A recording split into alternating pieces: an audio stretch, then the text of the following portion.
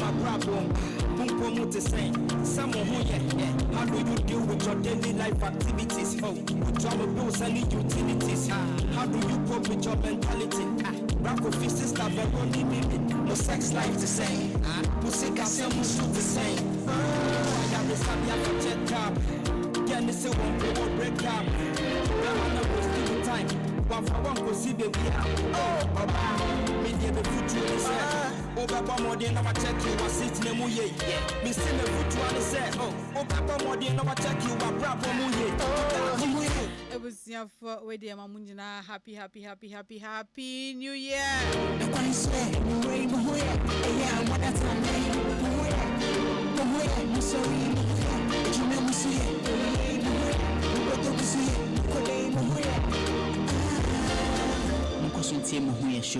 Our first show in 2025 and no and then a day air bremono. I a few years started after the first show air bremo. It was our bonfires and Yankopons and also Ashley. So one year dear me patcho the usual then. Yam finding I am for Simabako. Nankate and Yankase Radia das. Why? And you'll be an Yanessa into my catchamusa the patchy and pet necessary that Yamiasi. And I'm Jimadim Patino.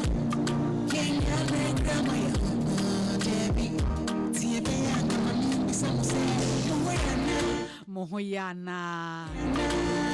I mean, same be some bio Mohoyana. Medin the Abigail Ashley, able produced by Sammy Otavio, Big Flesh and executive producer Dr. Father Dexter. I feel me producer whom you see a fee baby, and I'm saying a baby pa.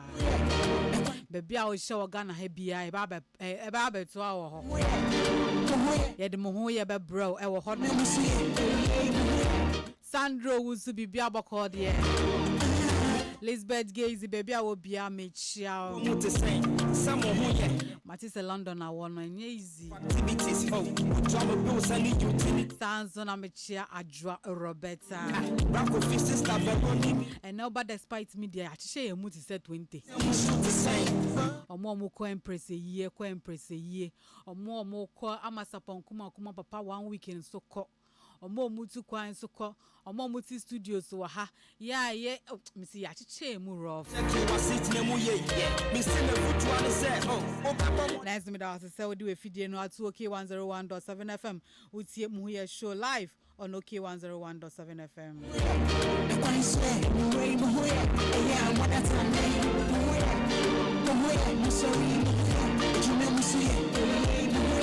Yeah, the health set bait remember Bramo and Chebia. Me say formula bia me hu. Where there was me bo obia man ye no bia hu bi. What has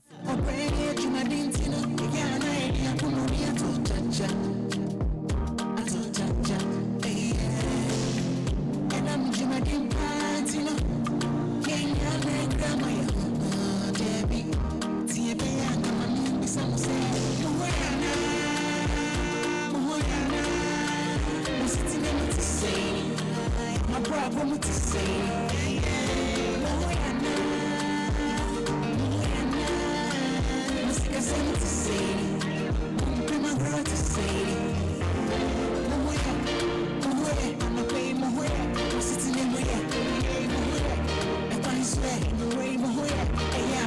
Debia me say, and you way dear, Obiana uncle on copying to the phone so. I when na mana obonyo mono enyu mono kra kasa kire mo check your problem. Nkrumah to say, someone who how do you deal with your daily life activities? Oh, drama bills and utilities. How do you cope with your mentality? Rock of fishes that are only living. No sex life to say. Music I say, we shoot the same. It was for Ghana Health Service Eden Kaibo be Abba. And when he has seen yet time, one for one go see baby. Oh, Baba, me the future is oh, Baba more than I check you was sitting in Muye.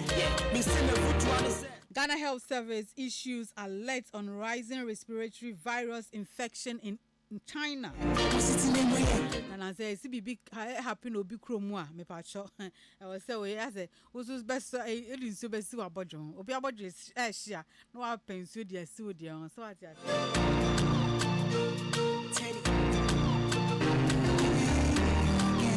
and Kaibo African Health Service obia enye ahweye a ye nti enna ayi formula yi a ye de ma me se min kwa min keeping nti obia mfa pen ne paper ye ntron to ho number 1 ye friend bagaruwa wuni ma ukọ momoton spices na ka se upe bagaruwa ne bi aha kan ka ye nuanu muslimi fo no bi omoton spices no ukọ aka jenzo mo bagaruwa ne kakra oji bagaruwa ti se 5 cd ana 10 cds a waji pepper kakra ka ho waje hwentia kakra ka ho me pa cho believe no ye se enye jollof nko na ede ye duro pa enye fra ye nko so na ede ye believe ye duro entie no so na waje wo believe kakra ye ko enim na waje ayi lime ana lemon anka twade waje bia ka ho na esan se ye mpese enim no beye ho keke no esa wo benu awie na eduro nanim aye something some come aha enti no wa sobolo ahaban ni bi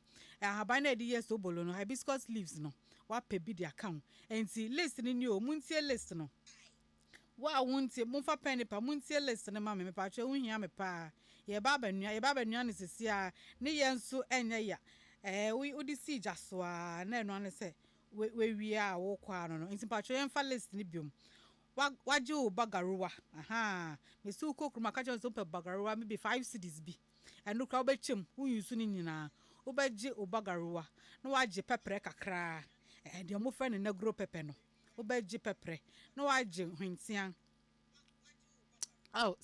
hwentia no na ye negro pepper pepper no eye cloves pepper ne ye cloves na hwentia ne ye negro pepper and broth din no ai believe ni de fe ni believe ni tweeding ni broth tweeding aha nti no waje believe na waje hibiscus leaf ahaba na de sobolo no waje kakra na waje lime ana lemon no eno so kakra nti eye niema 1 2 3 4 5 6 aha niema 6 na ye kafra bagaruwa kakra pepper hwentia bay leaf sobolo ahaban no na lime na ye ba benra nti udi unsuo besija so wo hia 2 liters of water me pa che say sachet de na wo use a wo be use sachet water to say 4 and now pa wo be use 6 aha nti o sa won sa bagaruwa ne kakra na nsuo ne hu wi a won say nsuo ne hu no na wasa bagaruwa ne gum wasa pepper ne gum wasa hwentia ne gum wasa bay leaf ne gum udi sobolo haban ne gum na the lime and lemon ne gum aha o pese o use a star anise so na the miensa na enan bi egum na wakata so ansa na eba be hu kra no na fe de watie esio maninsio na noa enhyehyehye no wacha se enoa enreremu maniti say 20 minutes bi obi upekra ma de enche so uwia na wa CV wi a uhwia ubenya o drink kama no sugar dro nko bagaruwa no enwen kakra nti udemia wani dro nti no mnesa pepper no su wom hwentia no su wom bay leaf wom sobolo no de be man color ba kaisa aside the color no so dro aside the color no dro nti no so ewo ho ma na afa de o de lime no ana lemon no o vitamin C no wenya ho no na no so o de account nti at the end of the day no ubenya bibi ti sese a egu makeup no ma makeup no ahwe no wo ye wo de ofi we are bring na men come on na me say when you correct na so there's something simple whether na cold say yeah bowa nkofo be brain na mo bowa ansa na esi virus being so free China ba ye mboaboa ye ho ye mfa we nkili eno emfiri ho no eno ene beboa na nyama ne bo onye den ukọ market nso a ubenya bebre e wo ho no so we have the bagaruwa ye wo pepper ye wo hwentia bay leaf sobolo ahaban no lime and lemon na fe de star anise no wo de account na wa mix wa de simple tea simple medicine but wow we start no mo ba won say edro pa na nye edro keke edro a edro pa maka ewie wo hia mo nchirchiri mu a see me at the back door yɛbɛka ho asɛm ɛbusa ma mo nyina akɔ babiom ɛba mo ho yɛ show live on OK 101.7 FM ene ase ya sheda na aye ne girls yeah show ni girls so ati ase ye ni ye nua ba Dr. Patient Kobna or CEO for PC Herbal Clinic omo Madina social welfare ni nchen honomo ye ne be bon komo cha esi afifu from Doctor say ebi kotiti bae from December nimu nti eba be so mo yare omo ntiti omo de amba nso mepamocho eba be cho say de obeya o de ebi nkan what I say we are coming to talk about the sexually transmitted diseases with Dr. Patient Kobna na me am me chomucho mu tie on say na bo enum na sa because me nim say na me chomucho bi ba enti me bo nyom no wa be ka me ho de bia me ne kasa ewo the kasa international call and now Abadu Ghana and now she did something wonderful. We'll talk about it briefly and so and then kasa about parenting styles parenting style. Helena Nkrumah, popularly known as Nanama Akonoba Papa B social worker in New York or sounds mental health advocate or CEO Akonoba Foundation or no in the bebon komo ewo ha maka dem see in the studio no ya jabo so man kwa ati ase man kwa it's all about the ladies ya ji studio na fa na say mema no nko eyiye no nti mema no o medican ewo eyiye na ase na ma no ya ji studio no so afa nti ye ne ye nuaba Helena Nanama Akonoba ebebon komo or social welfare worker, mental health advocate, CEO of Akonoba Foundation or ha yenene bekasa afa parenting styles ewa hanumo na kai say nua banso ewa ha doctor patients Kobina or CEO PC Herbal Clinic ono yenene bebon komo afa STDs nkomo no say about net no so Harriet oba pa me chow so na Nancy dan Kwame chow Daniel ni ama ato Kwame Akins me chiamo nyame nchi obi bia ode na efidie na ato OK 101.7 FM yewa ha Fia Newman me da se so do efidie no ato so me better for me chiamo Helena ay hey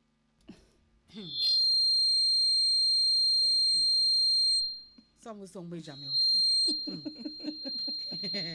almost so major me and I'm so monko upia me miss me pian Helena ma wakwaba yeah bibia boko we enjoy Ghana sa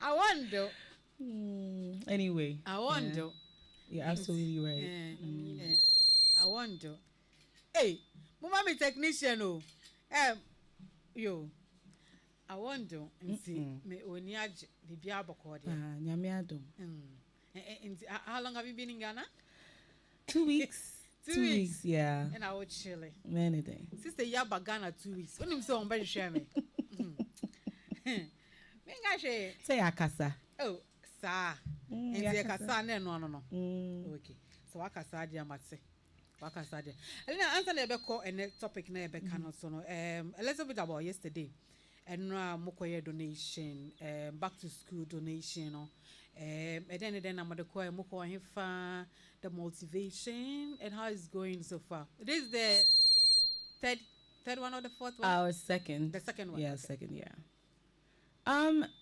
It actually went well.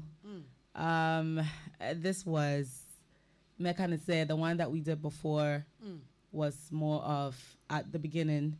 Into Ade Akye Abia no share as you're progressing, no, you get to know exactly what you need to, make the progress. In at the end of the day, it was amazing. It was amazing. Call in Sache at a year Equiapem South and Omoje and fell so pa. It won't baby a call in a day network as some day and a day may can't to her in case ja will be a number one the Oma bomb in such a honey networking is not that stable but everything went well. we gave out book bags, we gave out you know, school stuff, pencils, pen, ruler, a whole lot. Yeah. And see, what actually motivated you to start doing this thing? I am a social worker, right? So Rebecca said I'm more of a humanitarian. My passion, Ankasa, is to give to the less fortunate. Not like given in a way say jina wenya bibi efrimu. Okay. It's say I'll say so I'm fortunate enough in a way that mitimida is sorry anopa. Yeah. With no pain, with nothing, right? Into say muhu se obi ehia moa enye se meti hey oh my shada so me will be pa said then but unse baby a ube jina no na wo hwe obi dia hu se mitimi boa ni pay wo bibi kakra ebetimi aboa no a pa na share me crying say no I can help other people to a point that they'll be happy. So what I say enye se okotam bibi kese dia more but at least just a smile alone, smile no keke no, and even the fact that you have that heart to give no, that was what actually motivated me to do that. Yeah. Okay, so this is the second year running the Akonoba Foundation. Aside the back to school projects, some more other projects. Na enra I heard say moko you know ahim fonomo kama. Yeah, and a bibian suku ye. Are you thinking about something different or still the same? Again, the foundation is more of mental health, right? But then, yeah, vision and the vision and the mission and vision has all that, you know, promoting and supporting, especially basic necessities, right?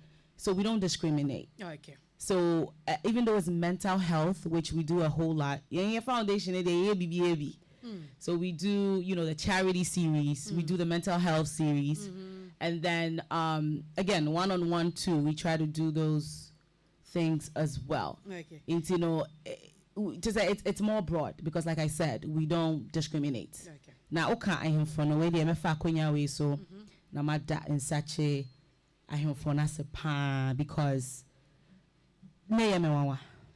So yeah, they na him for pa dodo. Hey, ebet name na omuma ne ye fe no. Sanso na se me da him for na se dia. Me pese we ka say the man na say. Me crew no so, especially Prophet Noah Yeboah and me call for me no for US by Esther Arba Mensa Patient Crandall because me bo nyine dey bebre me a me nuanom kra Esther Darkon and so any Hega so to me di mechi sanso na fidelity for asore no they are Prophet Noah Yeboah da no so no ne ma and then asofo also so and me koye kokotai yechi and me akasa me nua be man so TFN Rexford menu on also so koye just no like I said na me hunya men kampo na ye me wawa pa tinyakopon on show mo pa na me na da na say ohene ba na na ya o se men kan kire o say wo ba ana ono ne ba please tell this is ohene ba tell Akonoba that her daughter ohene wa is watching. Oh, intim meden krana ma ya anka se manka ya ma mo share live on the Facebook na ya da mo nyina say o share na like na o share page you know Oyibo Boatsen, thank you so much for tuning in. Alex Wilson, Eric, and all of you watching us. Nyame show bibia sumudi mo fidie no at okay 101.75 and see Akonoba Foundation, the back to school foundation. Is it that you choose a school on your own or wow ma Nkrumah ko check him out so school ben and school for ben na fee or muhiamwa na wa organize now they come on. How do you do it?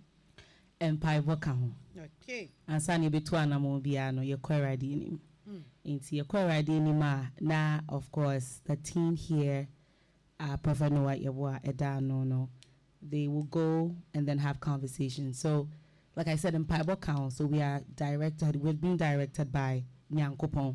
So obache bibia yenko. Inti the kind of day is answer me yakwa unia me free bombing tino. Me shall see free me amikum. Inti when day a year in Paibo. Inti next year, God willing, we actually don't know where we're going until say yebebo home paye na a directing to where we need to go. And of course they will go there and do what they need to do. Na ebema and Sakunyano to go and do what we have to do. Where the reference as the Holy Spirit directs. Yes. You move as the Holy Spirit directs. Okay. Yes. Mercy. Back to our main discussion for the day, Kasafa. Parenting styles. And I want to answer the best start here also. Mental health advocacy, Eko yeguso. Yaba.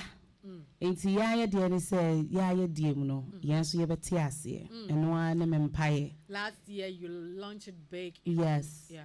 Oh yeah, we did the gala. Yeah. And this year is also ebebaso. Okay. That's a way of us also being able to again spread it all out there to let our people know say we all have it. So I saying, if you're going through it, you are not alone. You need to seek professional help. It will be our mental health program.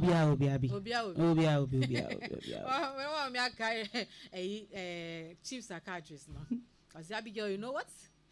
You will be a bit a teaspoon, a bit a tablespoon, a bit a friend is a fratre and unquantre. Now dance some for the end of Yamuno. Then so be I will be. Yes. Obia will be. The fact to me coping with what DNO doesn't mean say obi unse etese yare ya.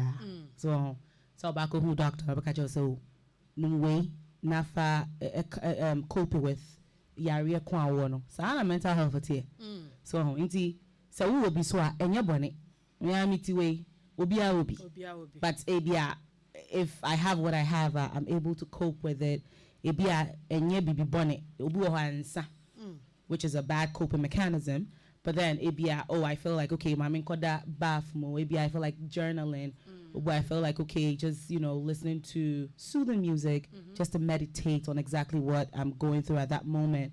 It's what we're doing is that we're just empowering, or we're just letting them know it's okay to have what you have. It's okay, but please cope with it. That's when you seek professional help. And look at the Google Adaroma. Anything that will go through, you can just type it in. It will probably give you whatever diagnosis that you might have. But it won't be good for you to just say, okay, then it means I have this. Because we have a way of actually detecting or knowing exactly what you have. But then, we just want them to know it's okay. It's okay. That's what we're praying for. So Ghana, we need like a mental health day. What I say? Maybe to say a fair where social workers, psychiatrists, like people, people from all over will come and educate our people more and more and more about mental health. Okay. After the training for baby. I was happy to realize that now I actually advocated for it. There should be a mental health personality at every clinic. And to be frank with you, Kolebu, when you go to the renal now, there is a mental health person there. When you go to the diabetic clinic, I've seen with my eyes, there's a mental health person. Then see, almost see, as they train more, they'll try and then assemble them at the various clinics. So, I'm sure when the time comes, and they are in time because it's but people are going through it a lot, and just having someone to talk to, it's not easy. Until I think you do what they but you're in time. So okay, so they are training them near there. New York say, right? I mean, in the United States, we have something called mental health first aid, right? It's just a course that you take. And as a professional, you know when it's like, okay, an emergency with Obi having that. Say first aid. So I say that you're able to, attend to that person. It's like a 2-day program. Others do it like 8 hours in a day. It depends on what school corner is, but that's what we do. We have something called a mental health first aid course that people take just to be, like you said, in the hospitals or whatever. Maybe you put them there so they'll be on to me in case of an emergency, in case of something. Then that person will be able to communicate and let you know exactly what's going on. My main can't add home, especially back in New York and as the United States, no. So kwa yen fans wa fan if no kwa ko. Na se wonu kunu crack who doctor no. Yen say do what time aso. You know they will let the man go out and ask you a couple of questions. Oh, okay. Right? They'll ask you, "Are you okay? Is there anything in the family?" I say they want to check to see if there's DV, anything that you're going through at that moment. Yeah, ma or partner ends now because they know that you might not be able to say what. In Tanokrano, we have social workers in the hospital that are asking these questions for your own safety and to make sure you're mentally stable to be ready to have your baby. So I did it. So it's a good thing to have people like that, like professionals there to have these conversations with patients or clients or whatever you want to call it. And then I read somewhere, I think in the Ghanaian Business Times, almost men are more affected with mental health problems than women. Yes, and okay. Also, you too. Oh yes. Was that a mema they internalize a lot of things. And ma so yeah. But then we say society, right? Bema dear for bibi a share we what is it like or bema dear unzo ko ye bibi a bema dear say okasa. Bema dear say we say. So they have a way of coping with it. And no bad coping mechanism no. Okay. So obi de be ensanom. Obi de be e mape, right? Obi de be sabe smoking near idea to cope with near or go through because on to me so call any professional be anko kasa because of your bema. International now or nema ube wana started from those bad coping mechanism ubane drew baby na ko baby I can't take it again. That's when the suicidal attempts and ideations come in. So once the idea comes and you want to attempt it, to attempt it, so I say that. So men are going through it, and ma, we are very strong. So we are very strong, and we can verbalize a lot of things. But a man, me a bema, their ego, right? Their pride. So it doesn't give them that opportunity to be able to go out there and let people know what they're going through. So they bottle it all up. And at the end of the day, affect my mental health. To be a pub and all of that stuff, I don't think it's a good lifestyle. But obey bia or yes I every day bia one smokia or maybe on buffet not abonte penny at the end. You need to really look into those things. They don't just do it. There's something wrong somewhere. And instead of them using the positive and the good coping mechanism, they will rather choose the bad ones. So in this case, you know, what advice is say uncle who specialist be on an bonko more and uncle who counselor be non counselor not only not dream free her answer instead of sticking to the alcohol, the drinks, or is that will not help? I will advise all men listening to me today. We all have it. We're all humans. We go through it. Bibi and hawa. We have professionals.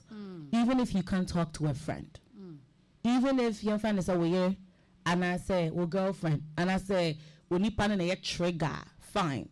Look for someone else, even if it won't be a professional. Like a friend, and I say, Bibi, but look for a friend that you can talk to. Look for a friend that you feel can listen to you.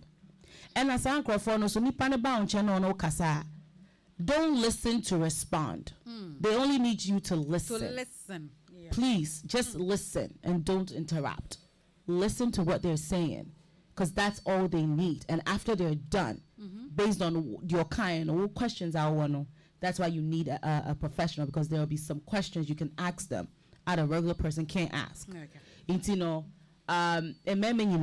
you're going through it, it's okay to talk to someone about it. And you're ferry. And I'm are being diagnosed. So it's okay for you to let people know what you're going through instead of like choosing a bad coping mechanism. Not a no, cell health, cell mentally. Social And then again, life, we wanna baby wanna we wanna with furious and now we walk because who young so now the ego and the pride, I understand it's part of them. However, talk to someone when it comes to these things. It was a forge, but then after crying, I started to say, and started a crown. Ye prep ready way a prep cum. My main son came would say, well, you about Doctor Patients Cabinet, our studio, or a CEO. PC Herbal Clinic or more Madina social welfare a hormone or na ye babekasa afa sexually transmitted diseases e hu hia pa ye be hwe kofare by and I se ne be ya ye be boy ho ban efi ho na mo anya bi no ye be hwe treatments available e mo sounds na ye nua ba ye ne kasa asisia no nko yo da so e wo ha madam Nanama Akonoba or social worker, mental health advocate, and a CEO for Akonoba Foundation. Ye babe kasa afa parenting styles. In 2025, ye per se ye good parents. In the styles ye be govern ye nkwala no. Ye be a school is so ehun pa se sansem we ye be bobo so. Mama Akonoba pre ni munum. Mame nko Dr. Patience Kobna ho. No no so pre ni munum kakra mame. Na mesa back to Akonoba opompo me ne de pon show no ana Akonoba o another meeting baby they pon show no yeah pon show all right dog yema akwa yeah official pastor after me say won yema fefe bibi abokode nyame adom bibi akoso kwa na PC Herbal Clinic for what to say nyame adom obi a hwe me hu din na me say a din PC any Dr. Patience company I say there is a pie chart and a bar link sa pepe obi ga cho so we prophetess mbacho bibi na Madina info side na mo mbacho Medina social welfare gate opposite no pepe sa pepe and there's a social welfare for no problem na de bra mo hospital wow when it yeah that's minister Saturday is a very busy mama then so wa ba say wa be boy yeah cause sexual transmitted disease minim say wo bebre na enne me pese abobo ba ko mienu miense bi so na fe de ya wa share details de de ba aha na fe de be ya e be boy ho ban ene omo nya bi no so if there is any available treatment for them in the end starting in free throw embassy for STDs, STIs. Okay. Your boss sexual and people be anim say sexual. Yeah. And see, yeah, share the banner sinebe siano. Okay. Edin ka bichia ne ahwefo ne etiefo nyina. Aha. Say ye can STD America say ye ndemu yare. Aha. We be ka say unprotected sex.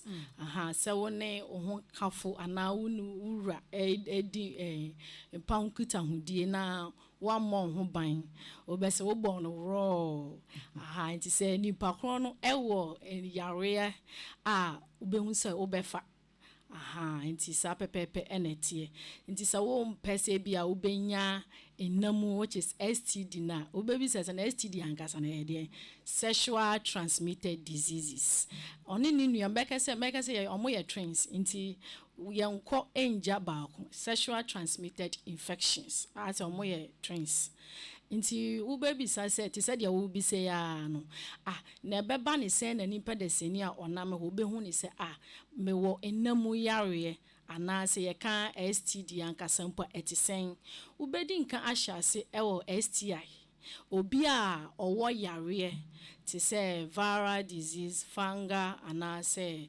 bacteria aha nti so wo sa yare no na woni obi o partner ana say obi we ni je no ho omuhia enamu na say wan mo ho ban ubenya sa yare no because so wan mo ho ban nti woni ni hia sa da na woni na hia no and na ye infection which is sexual transmitted infections nti ade de na transmit abehya wo mu sa pepe so wan bo ho ban yes say nya make say body yansa penya nsem no say yes ye have sex and say ye mpa ho kita ho dia me hu nsuo bɛkɔ mu so hu nsuo bɛkɔ mu saa pepepe na tie aside say bia ye bury oral sex no me hu nsuo bɛkɔ mu so hu nsuo bɛba mu ti exchange of saa hormones no ene pepepe ene de saa STD ne bɛba na ansa na ubenya saa STD no ɛsɛ woni obi a ɔwɔ saa STI no woni ne enya unprotected sex we ka say unprotected sex ene de ade sɛ woni ne bɛda wana no ne bɛyɛ mpawo kitahudi a wa mo ho ban enti sɛ nipa kunu wo bia saa da na woni ne bɛhyia no ɔde ya maw enti efiri ho ɛkɔ na ba bɛyɛ disease no enti ɔne na afidi aba bɛyɛ saa yare no ene STD no enti saa pepepe enete from infection to a disease. Yes, please. Saa pepepe enete. Okay. Minim say our different types. Saa. Me pe say bobo baako mienu ana me nse bi so. Okay. Na ye hwe ways no because obi wo ho a oni be ma beyond die nso wanya STD. What you say? Enti eno so eba ne sen na eba ne sa. So let's take it one after the other. Meaning so bet me mention one after the other man. Oh, okay. Meka say you can STD dia one after the other na me din kan ye no. Say your viral, your fungal, your parasite, na your bacteria. Viral then ebi ni de ebi ni gonorrhea, syphilis, chlamydia. Nti sa pepepe enetie. Okay. Eno ye viral there. Dabi, eno ye bacteria there. Bacteria na gonorrhea, syphilis, chlamydia. Okay. Viral there ni na eye human papilloma viruses. HIV there no. HIV. Herpes simplex. Afiso hepatitis B. Eno so ye viral. Yes, please. Ono so viral na genital warts. Okay. Genital warts is viral. Me pacho. Okay. Are we taking the viral first or the bacterial first? Ni na be jina so in my favor. Oh. Okay. Send the church mu say etiefo no benya enu ni suade hu no motimi adwane afri omo pahu kitan die se no virus na ehu. Start virus. Oh, okay. Enti say ye can say obi anya mpankutedie na o virus diseases and na make us say ube ye wo herpes wo ho afiso ye wo human papilloma viruses na o make us overall no HIV na ye wo hepatitis B na me de ya de misuro pa ene hepatitis B no o san say uhu say ono ne yare a wonne be ma bia enhia ye a ubetumi enya yare ni na no wo ye unprotected sex ubetumi enya saa yare no na hepatitis B die wo se enya every body fluid mu se bia nipa ko no fifre aiden ate no enti most of time ne se bia wo kotena trotro mu a no obi ho fifre ana se ho kafumpo no ho fifre ate no na se wo embrace na se wo ye atu a wutumi enya saa hepatitis B no enti saa pepe nti abia meka se wompe so benya viral disease wabla wunye sexual intercourse dia yes obi ben na se mfifre atena se wo ye ahweyie papa ewo ho na etosumie no so abia meka se oba ana se bema ankasa no se wudi hu ni na hu wo partner wone na ebe hia wo enam esan so partner na wone ni ehia wo enam no wonnim yare a ewo no ho na esan so wo ye doctor krampa ye was some of the symptoms e bia obetumi aka se we die se ne teklama so aye white sa obetumi ahu ni se o bacteria anaso o fungal anaso o viruses ewo ni mu nti e bia ubesuro anaso beka chenso bia on protect no ho na here is the case nipa kona nkasa no ba fefe waso pe na ono kwehia ompem no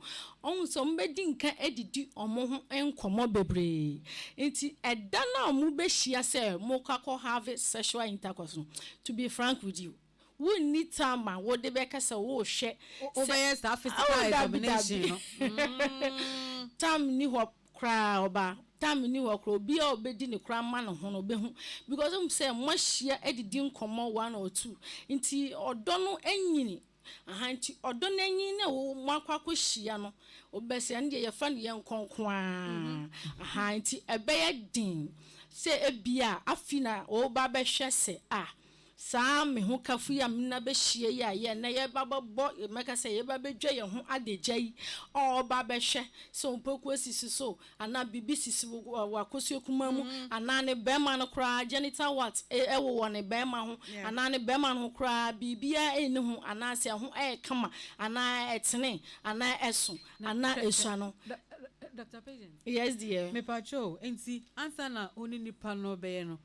Yemfa yensan kofefa be man no ne be man ho. Enhwe se genital wax bi wo ho ansa.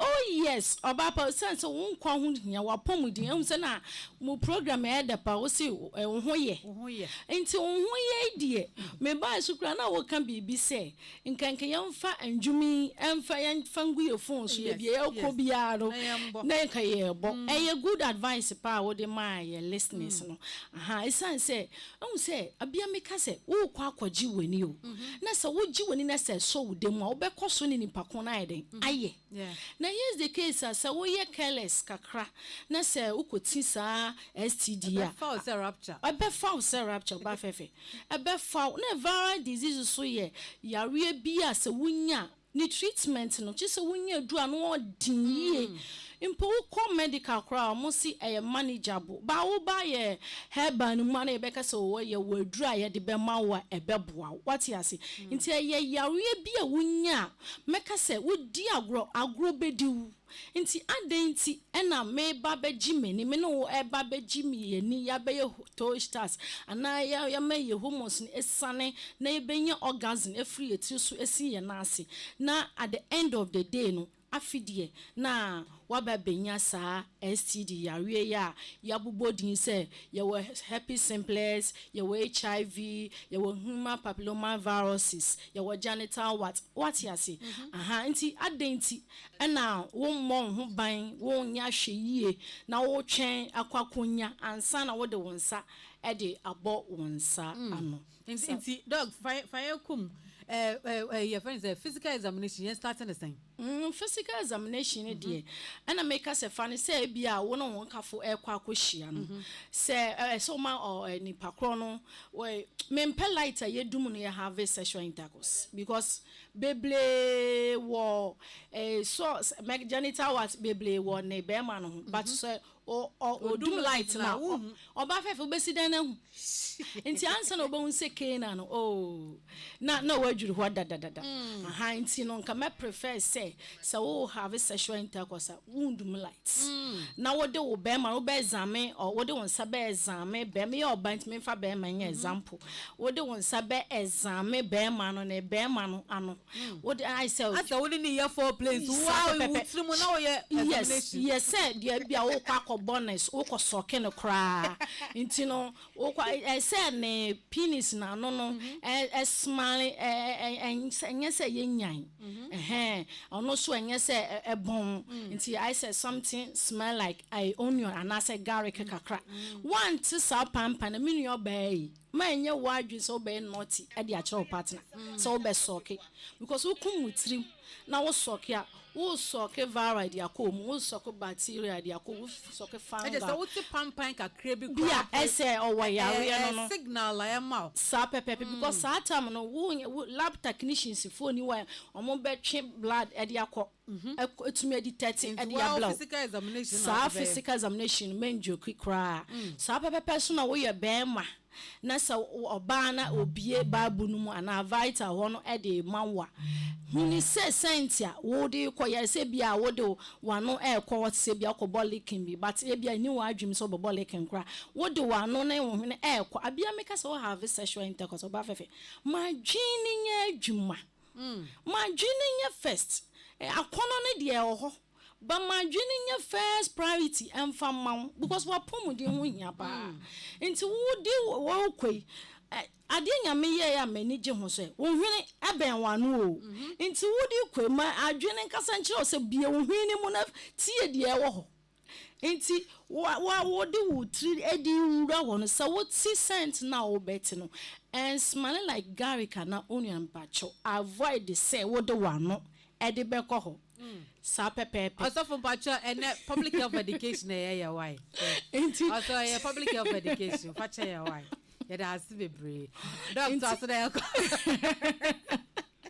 nti ohima fefe sa na nti say wo partner no what say oba na kosue kuma na vital place no smelling like garlic and I say onion so what say de hu say one ya hygienic and I safe place a obetumi e de wo taklama so de bedi agro so wo de won sa ena de bewura ho na sa wo ye oba so a say hu ni say be men onu ba be hie say be ma pa secret afurumboma which is the likna so pasty so pasty because who did bia your bacteria fungus ni na ye bi ka ye taklama so and into na yes oba ni padas ni bi obe pasty twice but for the sana pa we pasty adian sign na bia wo pewia de e de agigi wani kura pasty esan say wo be cases esan say ebia na wo de wano taklame e de akwase wo nti oba man hwe feeling nko a so no ani se we bie bible mi ana we bie hoi na ye de taklame ye de ba ho keke ye de ba ho mo wa enjoy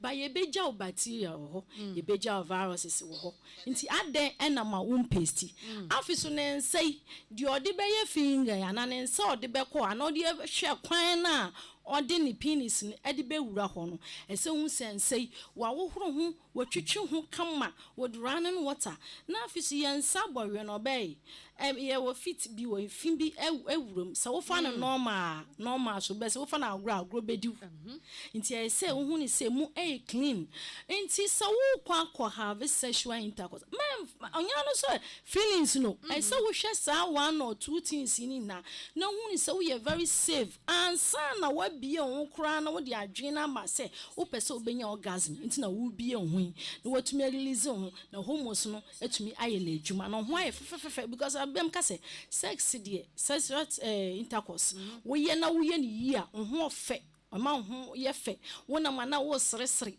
ye bia crunchy ya na wo a wo chiachia na de wo yi a wo nye ni yi a obekakọ fa STD edi ama ho no oba fefe wona ma na wamuna obi anka okra na wamuna obi frɛ opo ana se wona na wo didi matem no nti sa pepepe enetie so live on OK 101.7 FM busiafo enne de mia mesi mepe agite e o studio ha enya asam kitwa Dr. Patience Kobina CEO of PC Herbal Clinic Omo Madina Social Welfare yenene na ebon komo afa sexually transmitted diseases ho me pa cho yenuaba Helena Akonoba that's why I was studio ha ono ne de no nsha ase yo on sha ase ye crapo and ye bobo so no de na fe na ye paper so nti me call back and de me see man ya studio ha eyi na ekoso empress gift ma me eyi na ekoso whatever ai ye man shade ye bompa se omo peja body no cry nti de aka nyina ye party enye easy say obelusu ma me nanso nyame beka no ho obehye nende sanso na enuaba amasapon kuma enne oye ne papa 1 week omo ye wa amasaman echi ha crew ni bi nso ko ho no nti ono so ama ya ma o shade ama ne papa de rade nyakopa asa empress ne ma me ai sa nanso nyame nanim bibia nti e de hye nyame nsem nyame nkrekre omo ho emaye omo etu kwan so omo ji kwan so nyanso obia enkombra asomdwe jo back to the studio with Helena. Sweetheart, yeah, share parenting styles. Dr. PC abu boy left right center. Or there ama uncle also for cry so public health education why fache also for say hey the Pamaba studio ana mo ya tafre bomb skin na and also for no otufo na no otufo. Okay, my Dr. Patient come na relax kakra ye be ko ababak ye be babak o ye nwie ye pause keke ina back to Helena parenting styles Ghana de any man is here when I'm for Ken they are show na e styles no. Ebi wom. That send me in the bunk of foot mu kwan say na mo jai. Say ye mama fo na mo ba na say mo jai. Ba ye mama ba ko no. De no mo we on fa kwan de da ne nche kwan no de. They don't afa no de pemo. Ala no picture bi am belt da ha. Choose baako. For example, boada ha choose baako. While I'll be choosing a debabo. So parenting styles, what do we need to know about parenting style? Abi parenting styles when usually it needs like an hour and change to really go into detail. So you have it. Huh? You have it, cry. You have it. Okay. What I say, I could describe a Hey. Ube Jane. Yanko. Okay. Medikai explaining what parenting means. Rebecca said, what is parenting, right? So, and once also na my friend child rearing. Okay. Right? Okay. Into a process of you raising a human being from infancy to adulthood, right? Okay. Yeah. Into the infancy. But then it comes in that until say you're fully a parent to me ashe. Now being a parent so they be who he has a one kasa na wo akwalano, right? Anyone can be a parent because we have foster moms. Sansoni war in Kuala, people do adopt them. Na on my show and also so ewo honum. It's not all about say mawa kolan kwan I can be a parent. So I just say biologically, you say like na you can be a parent. Anyone can be a parent. Okay. So there was someone in the 1960s, I'll say, they deemed it a boomerang. Okay. Or no now tenase or a psychologist. Or not tenase no kase dabi. I think say we need to have types and styles of raising kids. Because obia soria or raise akola se nyomo pibia. And the way we raise kids and I say the way we bring up kids, it does a lot when they grow up. Because we have advantages and disadvantages of the way our one kasa be raising akola. Inti otana aseno, right? I see okay, there's one that of a friend authoritarian. And also so ebimu friend or disciplinarian. So what did I say? That's the first one. Your back also so say permissive and that's indulgent.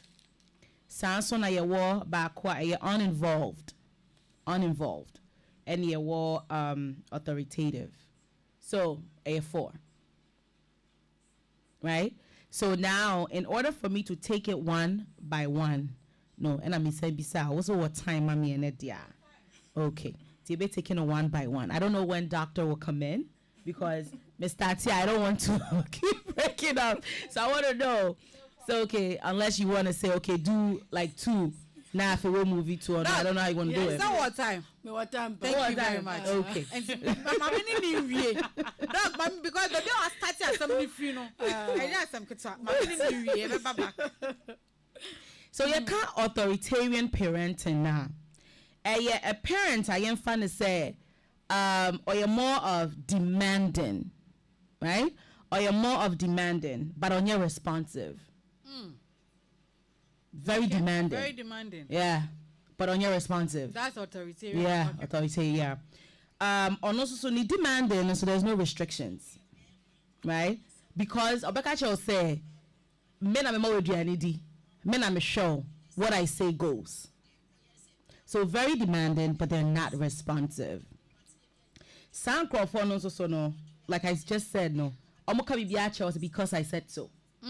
So it doesn't give Akwalani the room to explain themselves. Like it doesn't give you that room to say, oh, maybe I said, there's nothing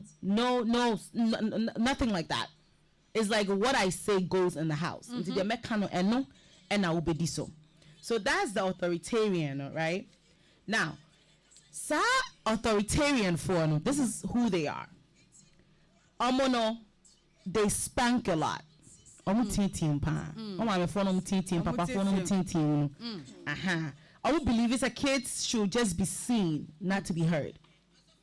Right? Oh yeah, kola. We just have to see you as a kid, but then you don't have to be heard. The other Kebiana and Twasumbia, like they don't really care about that. Obey before complain. Yes.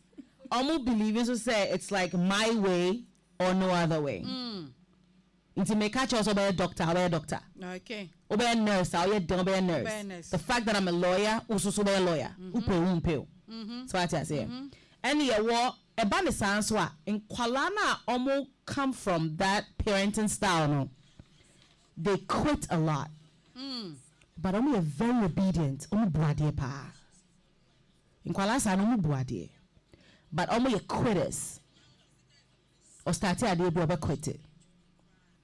Sounds na they are not happy.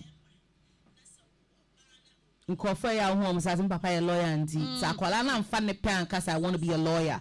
None the papa son a lawyer just because dad was a lawyer. No, they are not happy because they are not doing what they want to do. They're being told to do that.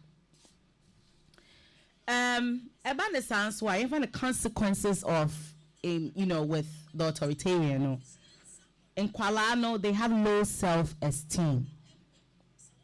Omo taije.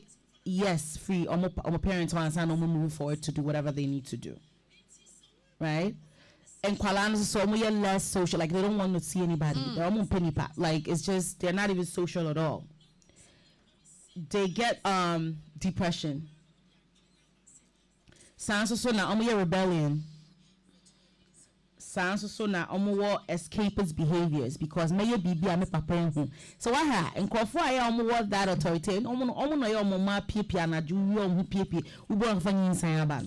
So the nyin san ban so na be so se meka che me papa no wakoye den wakona be ma na ko yiegu ama no okoyigu so wenyi ni yi ana koye den e de owo anase e de bibi boni bi abre no. So this is what you get from being an authoritarian parent. Meeting to also call the second one. Okay.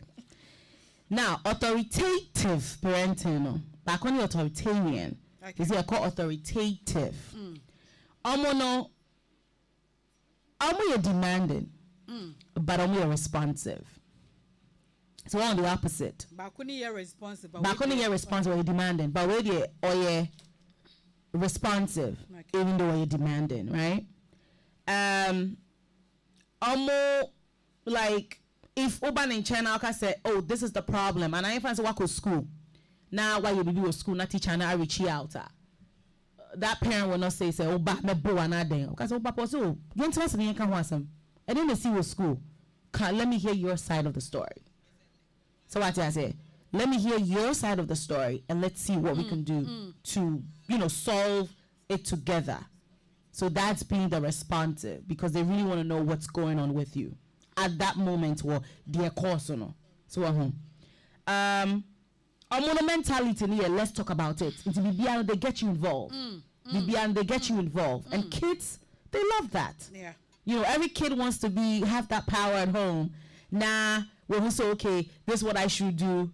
And I say, oh, I'm in charge of this. Oh, I'm part of, family rules. I'm part of consequences. I'm part of whatever that the family will want to decide. So they have the sense of belonging. Yes. They want to be heard.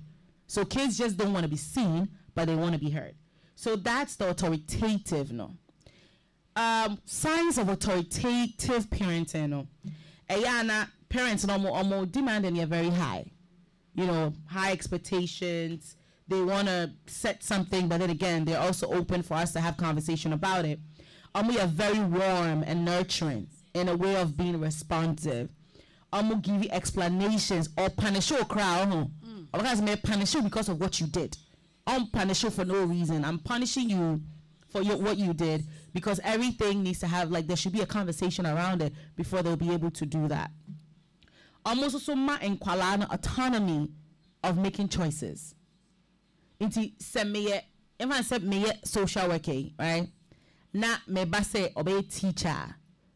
Me ba na betina say okay, give me, why you want to be a teacher, or kind of say, okay, is that what you want to do? Is that what you love?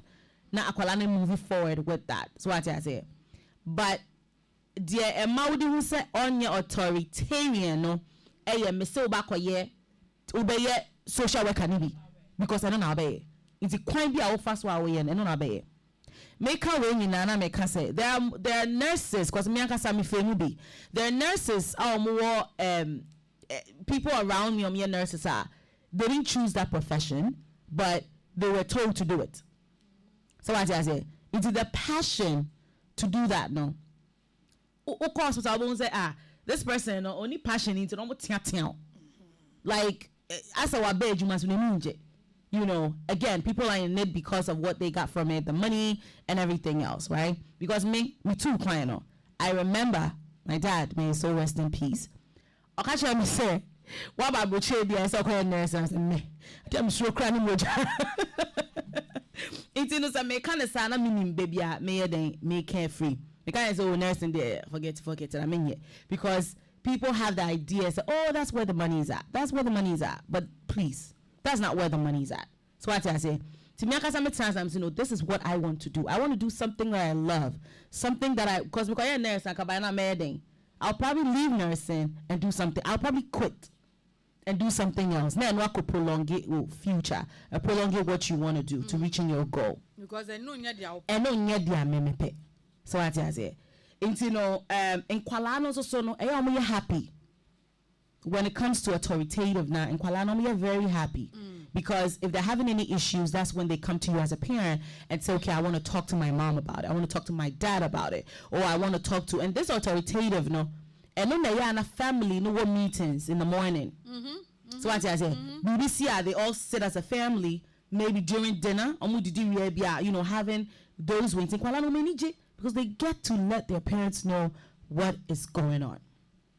In Kuala Sano, so they become very successful because they're doing what they love. And Kuala Sano, so they're very self-determined. They're very self-determined because they chose what they want to do and they want to do it and do it well. Almost somebody are very likely say they can make good decisions in the future because Okodrin bibi huno Felisa de kono emwa. So our parents on in the channel, family on in the chair, obetimi decide na battle board and for us to do what? To discuss. Data almost authoritative no and on a working say in Kuala I'm to resist the peer pressure. Men in the family what that relationship, so why would I go to a friend and seek advice from that person? So I say because everything is open in the home. In Kuala so they get along with their peers, teachers, everyone loves them because they're able to again, you know, explore and be able to let people know this is what I want to do, this is what I want, so you can't stop them. Kuala Sano so they are very empathetic. We are very empathetic. They put themselves in people's shoes. And Kuala Sano so they are very almost regulated at any time. Yeah. So that's what you get from that. Mitinico third one also. Okay. And we are permissive parenting. Permissive parenting. Authoritarian. Authoritative. Now you're permissive. Or you're permissive parenting. Permissive, you know, on your demanding, but are very responsive. Or no, on demand is a shade, but are very, very responsive. Into no, we are so responsive. Say, we use to like indulgence to make their kids happy. Unse enkwala kwaye omo yeah, they are very smart. Say the mommy with phones was that time no should I be so idea when him say what to what like that time no be so sad yeah. She said the waka chocolate and say men found some chocolate no. Who sell what phones so about mommy can I go get the chocolate because when him say we need to be soon see though. To be goddamn. So those are kids like that. Like some parenting style, no. I'm going to say, oh, akola, you know, give them what they want. But I say, oh, ni be swan because our phone so now will be sana. Oh, kofa because our phone so not drain what phone so. But then us take it to the fact or catch or say, we to mean kofa. That's a permissive parenting. I'm not yet that demanding, but they are responsive. almost also was our mentality and it's almost lacking expectations and rules in the home. They'll pay BIA, but then no, you better have a conversation. That's the permissive parenting. Now, who said you find said the signs of a permissive parenting? No, parents are normally overindulgent. Like they don't have any expectations regarding behavior. Because almost akola de and matiti be pa me buy me ko baby na me say bia and I will be feminine can once I'm like oh me bande sa no tio oh sa akola de so me say akola de sa no me say what sa no akola de sa o de akola sa no mo tia na odi enyi na odi enyi na obo hu abema hu ni so ya akola ko ware no enyi no ya akola na still or friend mama and then mama sa mommy's boys and all those things. This is where those things start from. So what I say? This is where it starts from. And to say, my phone so when it comes to permissive, omo money who say omo your parent instead omo kwalani who say omo my downfall or ba into me your downfall. There's a role that you're playing in your kid's life. You can never be their friend. And when it comes to permissive, no, that's the approach of I have that rapport with my kid. Like I'm a friend. I don't know I'm about fear. Yo, I'm to me yo. Now man, that's what my man is like yo. Now my parents like yo. So also oba ends me your down. Dabi. You don't have to. You're a parent. You're not a friend. Ade. You need to know your role as a parent. You're not a friend. Oba beti me oba. You can advise oba, but oba nya wa down for oba nya obi an na tena no one sa. There's a role that you're playing as a parent. We to me that friend approach with Woba. So Oba on channel can some channel here futua because you're a parent and that's your role, but you're not a friend. You're not a friend. Oba to me what down for. When you doing something besides, I have and she's not actually my wife. There's a girl I know. On any mama shot area back. Opia, as in opie, no, and the boy pia, on any mamma neko. It's a true story. It's a true story. Okay. On any mamma neko, son, mamma is a son on what's here. And to listening say, or buying your down for no. Then in this case, number ending. Like I said, no, being a parent. Ain't a friend, a parent, and a friend that get the shell. That is your role as a parent. Oh, guide akolano. You're not a friend. Oh, trainer dia onye. You're not a friend. And intina enkwala that our parents and mom that first like friendship approach, instead of parenting, they are very disrespectful. Because at the end of the day, I drink with my mom. I drink with my dad. So Mimu. Yeah, Mimu. Because authority, as a parent, that is what the kid needs to see in you as a parent. It is me to me, mommy, etna se no monsa. Ubeko go for crack or mommy no monsacra or ma neba ehu. Esan so person who that role no play no. It's all my open. Who say go for beko mu fi omo monsacra mo. Yes. But so to me oba now esa oba no mbu ubu to the kronfa na e bia me pie na me boy na wo na pia na o ka sama metiu. Seriously, the first time I saw it with my eyes. Metiu. Me say me say mama na she jeans so see no all done no ho and na ne ba ne boy be the car be see o no me no kwatena car no. Oh maybe me no muto na I didn't know what to say. Yeah. Like, then again, who am I? Why am I call to get that advice? Yes, you can be close to your parents, but they're not your friend.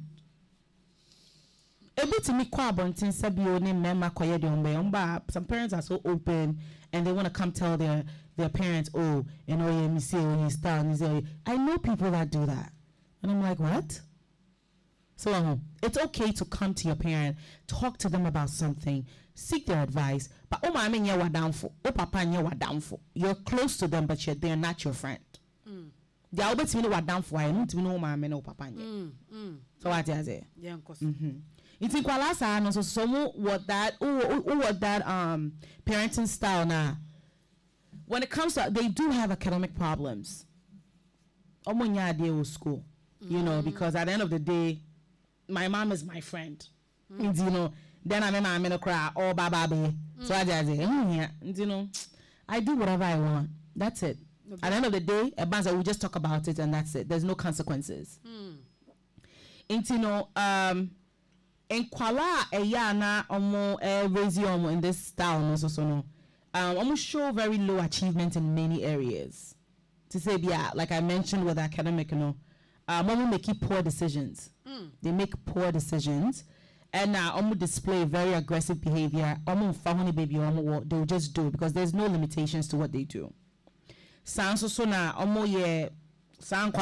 you know, they try out things and substance abuse and stuff like that, because then again I can go do it. When I do it, I come back, we have conversation. So that's what I say, and it ends there. Like nothing happens after that because there's no consequences. Okay, it's because last one. Yeah, it's awesome. And they are uninvolved parenting. Some are uninvolved, yeah. On their own. Yeah. On their home. Yeah, baby, yeah, like work, yeah, pay. No demanding. Also, responsive. She funny. Like one just say, you're on your own. Do whatever you want. So, Tisana ya ubewana akola no free fee at early age. We free fee class still young care. Like the parents are not that involved in their lives, so they do whatever they want. And no and also so no when it comes to uninvolved now. The uninvolved no cracho the meaning of what it is. No one is involved when it comes to being a parent with the kids. Parents are they are overwhelmed. Parents are on time or overwhelmed. Or no so or substance abuse problem. And I say mental health problem. Now for someone to leave their kid and not caring about what they do has issues. And I say, be a poverty. We need your baby. So I say, to me, shemo said there was a shemo. It's in any other moon, I'm be uncle bonabra. So they are uninvolved. They don't really care about anything. That's what it is with that one. It's in Kwalasa, and I self-esteem issues. You know, street life na. Yeah, boy, bruh. So I say, you know, they have self-esteem issues. Almost also more poor academic performance. Sometimes they have frequent like behavior problems, and they are not ominisonya day. Inti Sebanesa were uninvolved in Kualana. That's when they go out there, you know, they get friends, peer pressure, Moano no Monsano, Smoky, no yeah, maybe, you know, and also at that age now that's when we do get those Ubehuana. People are just touching them anyhow because you know I'm doing whatever I want. So whatever I want to do to make money and not to make myself happy, I will do it. And you see a man at adolescent age, you know, almost starting having sex and doing all sort of things. So I say because they're on their own. So they are very emotionally withdrawn. And when it starts like that again, everything you start as a kid, no,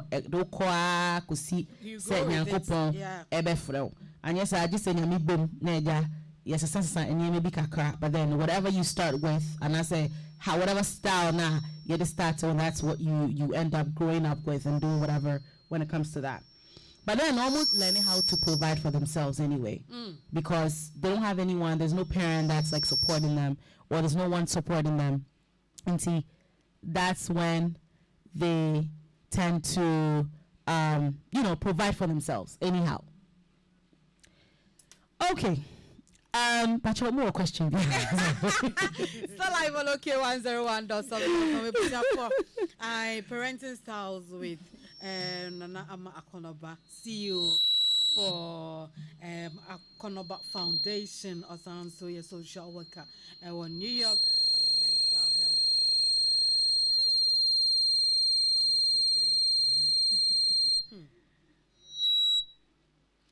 Mama jam me hoy to kwan je. So a CEO for Akonoba Foundation. No bon como kai say Dr. Patience Kobina Ewa Mincheng Ewa studio ha ono CEO for PC Herbal Clinic. Ono no start here no de hwehwe yesi na yesi Madam Pos. Yeah, quite try so live here in the studio. Enche Akonoba Bejaya Hoba. I would like to open the phone lines if you have any questions to ask regarding parenting. See they say Jai Martian Jai. Ye Jai Nkwalana e show who's authoritarian? Who's a mekai? Yeah. Spanking, shouting, I want to discipline no. But they say Jai. And you'll be an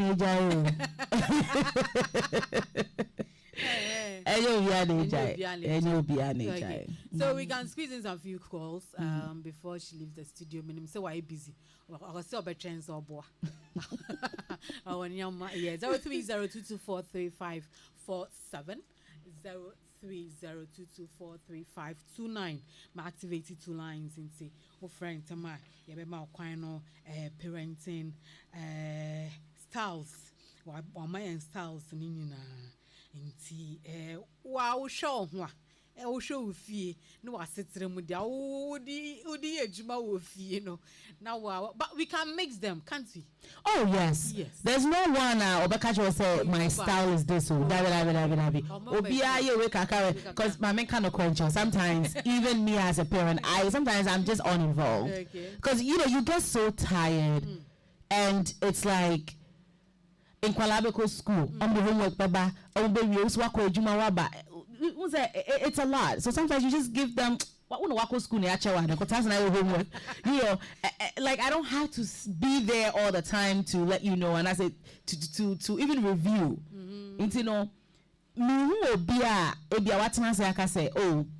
We already know the best one, which is the authoritative. The authoritative is the best. Okay. But or say authoritative in Kwana me. Okay. Obiaye mubia, but our advice say yen stick it to no. It's and say kids they wanna be heard. Uye obia own status side area make us say start fee. And it say have a meeting with your kids or the family. Maybe once a week, twice a week. That's when you hear their thoughts and concerns. And a monthly. Another monthly cry.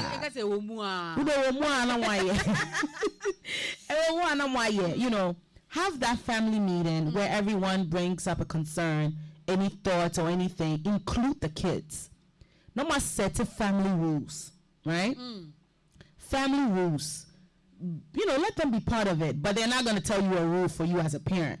But then rule out the man kwala make sure say once so be then ubeyobi. Yeah. You find say fear by 10:30 and 11 nobody needs to be on their phone. Unless an emergency. What I say? Making sure say as a parent no so betimi ayesa there no so what I say. So you odin kwala no can be no more so into we are no my consequence no. Okay, to go one funny phone to and then I know. Oh, mama part of it. Oh, you bet you phone for a whole week. Oh, you bet you phone for say, you bet not munina more cabina colana ye part of it. And only they want to be heard. Every human being want to be heard though. Not to just be seen as I'm a kid and that's it. And I say you tell me because you live under my roof and I give you everything, you need to do what? You need to do what I say. Baby, but then again, that kid is not happy. Yes. Yes. Still taking your calls, your messages. 03022435547, 03022435547, and 03022435529. Over to me, Afre, Madam Helena Akonoba, our studio, her sounds so, and Dr. Patience Covenant, so our studio, her. Where part 1 phone lines activation and able to me afraid now question be episode regarding parenting styles regarding STIs among our studio ha over to me afraid now question be episode bisa na yeah but so so in the case I'm a parent I'll simply make catch me banon and no sano man Because there are some children who are very, very difficult. Very difficult.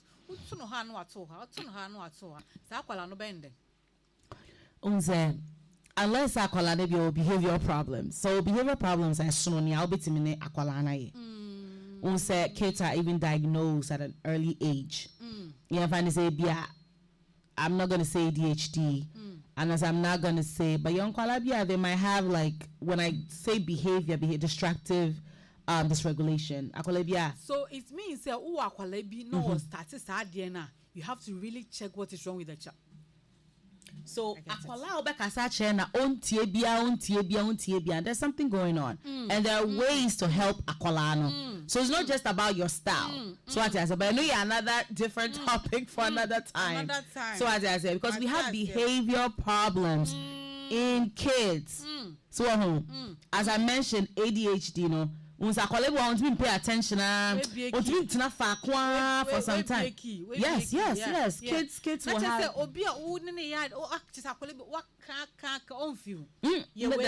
There's something going on. And let's say a colleague member saw it, but there's something wrong. Be on 10 years, what can I say? So what I say? So I was as a parent, would take the initiative, not the Colombian clinic. Yes. Yes. Yes. In the United States. In the United States, Akolako school, there's a school psychology, there's a school psychiatrist, like we have those in the school. It's Akwalani behavior way, and then there's a social worker in every school. It's Akwalani behavior that way. That's what they do. Before Akwalani Beko, okay, first grade is when they monitor the kids. The first grade, no class 1. So kindergarten now we are in time and see when this everything like your education is getting more serious as you progress, First grade, that's when they look into each kid. It's almost that's where they monitor them. Do a Hannah school now, a social worker will give you a call and say, they have some concerns. And I say, PTA meetings or whatever, they have some concerns. The concern, never catch us. You was observing for a while. You was on your self-assessment. Akolano, there's something going on here. Timia catch us. Okay, this is what's going on. No, Akolani here help us. Said the beya. You bet me abra akwalano. You will be a friend individualized education plan. If an IEP. It is akwalano or diagnosis. Be a young cousin to you by free school. They are rather getting akwalano the help that akwalani benya. This akwalano is about speech. You man is speech therapist in the school. Say your occupation. I be akwalano that's in the school. See first grade no. And my young say akwalano on Tikese. Uye ne day on Tikese. Also on Tenase. So you also okay, this kid needs to be seen. And today the ADHD about diagnosing you're diagnosing when your teachers are one-on-one. And the public schools in the United States, most of the schools have these services. What does it? It's hana na bi. Tisa akwala go through bibi ade say waka me be makasa che na onte. No crab fro. No, I parents and say, I can't swear things. We need school. So I do you see why mental health is needed? Very, very needed. Yeah, it's needed. Very, very. Wow. Okay. Obi say message be about say I family so senior senior boy Kwame. Good afternoon, Akonoba. I'm listening to you from Nkrumah, Abia. I hope I got the name right. Okay. And I'm watching. Okay. All right, still live on OK 101.7 FM. Who is show so and I'm with Madam Helena Nanam Akonoba. Or social worker in New York, or a mental health advocate, or sounds so a CEO for Akonoba Foundation. It was therefore Kasafa parenting styles. Watching parenting styles and I never be media the kind of remupa so you are on your bad down for or more follow man on social media. Oh, and they say no. And they're normal. And they're normal. And they are not shed on yet. You just want to see what they're doing, and yeah. But Pacho, Obanya Wadamfo. Obanya Wadamfo. There's a role that you play. You're not a friend. You're a parent. Yatse. Obanya Wadamfo. Is there any other thing you want to share with us before you leave? I just want to say Menya Canada, which Oba Enya Wadamfo. It's okay to have a good relationship with Oba. But Oba into Menya Wadamfo. Oba into me replace Wadamfo. Sana Oma me and our papa into me replace Wadamfo. Because or your parents, and I think they need to, as the enemy, I was saying, my mom and they are parents, right? And that's when the respect comes in. Yeah, dear. I think so. No, meaning say obi bet na how I can say we. Now me matete me ba me benedu say be ene de but what to say? What happens? You raise your kids, right? And normally they are going through something. Maybe they are not telling you, because there are more women here in Ghana with low self-esteem. There are more women, not even women, men too, with low self-esteem, with problems that is not really open to the public, but they're going through it. It is saying now that it goes a long way. I know, because as a parent, it's not easy. So, say one starting is a seer. And I say, will be a worry, I feel our baby starting and stuff like that. Please take these things into consideration. Because what the kids will be in the future, determines that. What your kids will be in the future, determines that. How you raise your kids now determines their future of who they will become. And I'm so we'll ban person obey professional bia, and I say any profession bia kwalano empa, don't force them to do it. Please. Ma obia entre nia opose oye. And on omo ya, they have the passion to do it. And me the miame example. Me kwaye a nurse and I don't know. By now in Kabia, me mama go because that was not the passion, right? Because media moja di, I'm like, hey, that's not where it was. But me pat di makuma one and India me yenisisia. I love to help people. I love to listen to people talk. I love to see people solve their own problems without me not coming in. That's what I love to do. And so we ba on chain na okana sam so atwe wa mesro enkasa tie nia okano tie nasam. It's only the listening ear no here. Oria nasam na mu no ubenya bibia ye den ebisa no, because when they interacted and one on cashin jobium obepose na bia de kon person we no akokoto aso no waye. But then again, when people come to you with their problems, mesro ti omo keke uye so a okachire wan gan Joseph akoto abonten, unless say something a danger, oh I'm gonna harm myself, because you want people to know what's going on, and yet public but for be or ben is say na wakache mean keep an eye on the person. So people need that listening ear. And then again, we should remember say whatever whatever style, and I said whatever send I wanted to maybe and neno, it determines who they will become in the future. Thank you very much. You're welcome. Aww. Madam Helen Nanama Akonoba Yedase Newiawe or social worker in New York, or sounds a mental health advocate, or science CEO for Akonoba Foundation. Yedase pa yedase yenim se wa bagana o ye wonyama nti me ma wonche nti meja okwan na wako na me ne doctor patients kobina atwa yen komobo no so, because me hu se na nkomo na ekoso na doctor reverend papa safo na et say I call my patch 1 minute mama why sorry sorry no man oh okay man 1 minute mama boy yes I'm sorry you man 1 minute only marry 2 pound yeah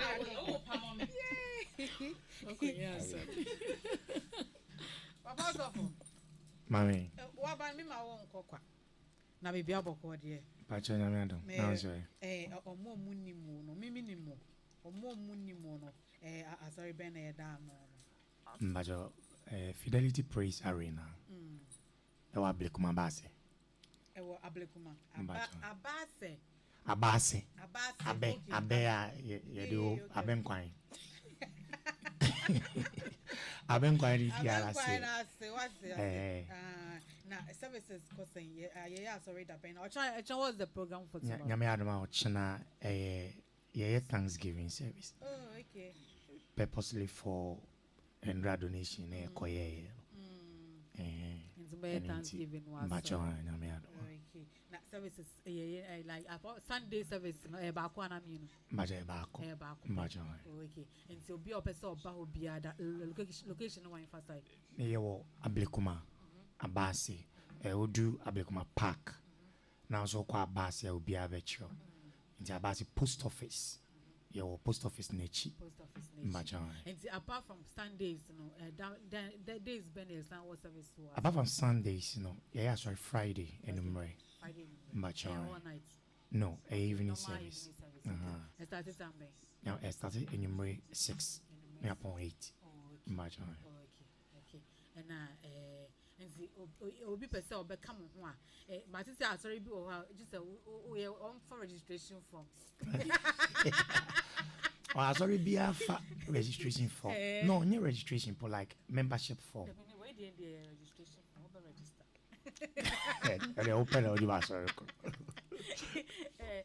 and obi out to me baby mbaja obi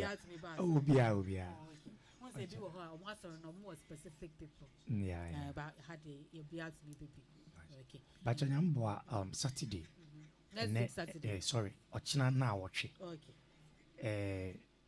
na ma kono ba kuna forward okay okay but for the widows o ka kesi ho be iti o do ka can go for yamwa every year be oye nti after donation no be kuna for so there no nti nyame adoma ochina week by 2 o'clock na ya shasi okay nti membo dede kuna for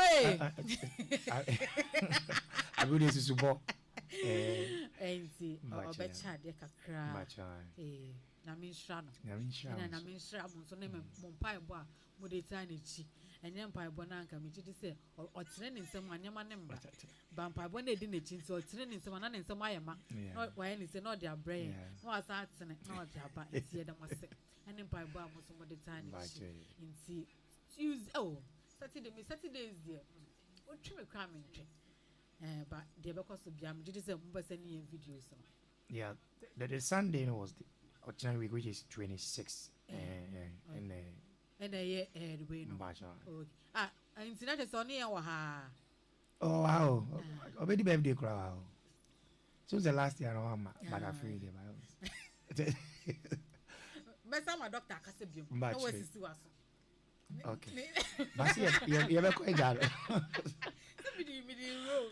okay you be quite jare yeah that's but I mean chance okay so you know I beg you okay all right back to the studio with Dr. Patience Kobina dog yes dear my baby mo yo my baby my baby o say aha Sami fatu doctor so nkwa ma me na me na kono ban kotra studio picture na me ba na me na beto aso enti dog yeah to aso baby ye wie no but enti to aso ba me o see a physical examination aha me say answer na obekọ obeye mpa hu kita hudie no say saa time no woni o lab technician for no eni ho aha no motumi atwe nimpa woni ne kwa akodi mpa hu kita hudie ni moja etumi adi 30 nti de bia one or two things physical examination ubetumi aye mbaka say wo baba ho ban age ho every sa STD yawe hu ani say obobo modern pa hwe say o partner no ne nsam na no moyre aha ne more no den emu clean afisu watwitwi ne nsa ho kama afisu we paste afisu meka se so ye bema wode won nsa be examine ne bema no ho na no aha ede ko ne hwea no ho aha ne scrotum train na osofu mpiansa oh okay no osofu mpiansa wa start ade no wa ma ne ba wode wonsa ebe zame be ma na wone ne ba be di mpa ho kitam hudie no ana se ketima kepai wode ba wode wonsa be ko ho wonsa se wode massage ne be me ano ade ko ne scrotum se ne hwea no ho kakra hwe because ekuro bi wo ho etumi tito mema no omo hwea no ho aha na ehunu ayesetu ho ti be fa ne se bia ono ankasa na opehwi ne wagya no ho no so na ye infectious disease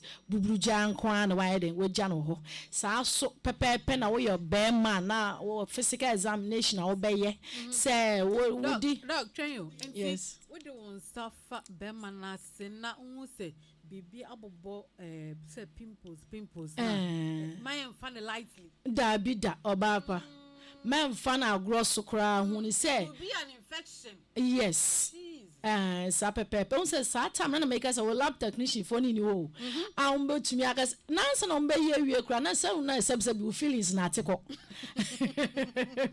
enti anu na make us wunya on say wo hia mo bedi mo ho nkomo senti ebon say na do no egro na say atinkan design no ye eager enti wo hia no kra wan hwe within 5 minutes ko ntumi ntwan the physical examination kra make bebre kra ntumi nye ba mu kakra na mo beye so na bebo mo say wani agi I have sex wantumi anya STD yare bi esan say wunya ye na se wunya bia waso ebe den ebe hye ana make say ade no wo ye na wo ye ni yi a wo efe wo ye na wo ye ni wapomudi esisi so wo ye ni yi a mu se wankasa no wonam ahoɔden no esita aha nti bo modern physical examination ya chire obetumi aye nti oba fefe se wo ye oba man physical examination na hu se rashes ba ku bi egugugu ne hwia no ho anase ne be man ho memfa na agoro so da bida memfa na agoro so na afiso no nsuo na ehun se wo somu a be ma bi wo no ho ben no pa nti ebia wo so ne be man na se wo ye physical examination na ebia Siemens betumi apia bontin nsuo na ebedi nkan apie no ne na your friend santi no epie na se eyenyan a mesra ebon a mpacho be se run for your life aha say smell like onion say eno embon eno so enyenyenyan a obetumi se bia wunim oba wo ye oba wo ye not ya na wunim agrodi ewo mpawo a obetumi ade hye wonu ma from face bi wonye we face something which is the aha sa pepepe ena sa wo ye oba na se be me wo ko oba no a biam se madwin no enkasa fa wo hwen no ntina nyamenye ne nyansa ode hwen no aben ano no nti wutina wo de ko fa ne se bia wo ye foreplay but madwin nya adwuma nti se ho no oba na kosuo na na se ba brie we bie mu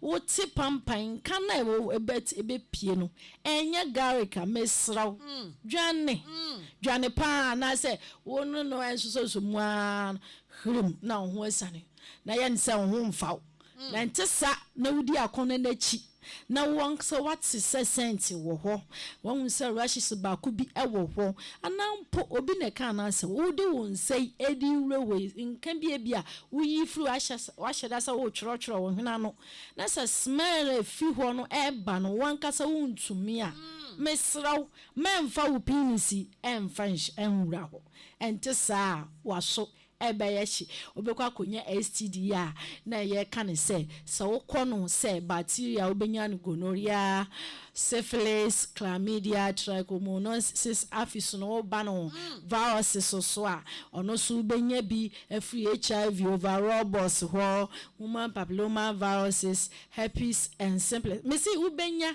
esan se wo kɔ mpankita hodie no wo fa nyama totrowa nti wo wie ye na ise wonya pomuden na wo homos no etumi esensane ema wo honam ekasa wo ho ye fefefefe no afidie yare ene wa akwa titin e de ama wo ho nti sa pepepe no ba etie Hey, yeah, what self-examination.